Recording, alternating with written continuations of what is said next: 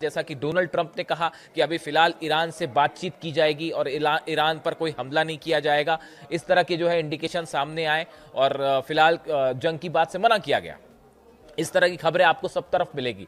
लेकिन आप खुद सोचिए, एक तरफ अगर ये स्थिति है कि बातचीत करनी है, उस सिचुएशन में ये कैसे हो सकता है कि दूसरा एयरक्राफ्ट कैरियर भी जो है वो ईरान की तरफ रवाना कर दिया जाए?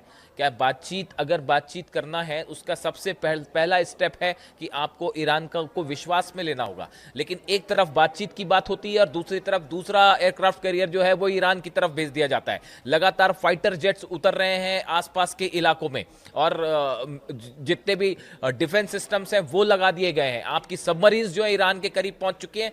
यानी आप देखिए, कई एक्सपर्ट्स का ये मानना है कि अभी भी अमेरिका इस सिचुएशन में नहीं था या इजराइल इस सिचुएशन में नहीं है कि वो ईरान पर हमला करे। ईरान का पलटवार होगा तो कैसे जवाब दिया जाएगा, उससे निपटने की तैयारी ही नहीं थी। और ये माना गया कि सिर्फ अब्राहम लिंकन या कुछ डिस्ट्रॉयर्स के सहारे जंग नहीं की जा सकती, तो अब दूसरा एयरक्राफ्ट कैरियर भी भेज दिया गया है। तो आप देखिए, जहां तक ये बातें हैं इस तरह की कि शायद जंग ना हो, ये एक ऐसी चीज है जो एक टाइम बॉम्ब है। जो रूस ने कहा, लावरोव विदेश मंत्री जो है रशिया के, उन्होंने कहा कि एक टाइम बॉम्ब है जो टिक टिक कर रहा है और जिस दिन ये फटेगा मिडिल ईस्ट में भयंकर तबाही होगी। आपको ऐसा लग सकता है कि जंग टल गई है, लेकिन अंडर करंट जो है वो कुछ और इंडिकेट कर रहा है। और अब ये जो हालात हैं, ये जो ईरान की सेना पर हमला हुआ है, इसका बड़ा बदला लिया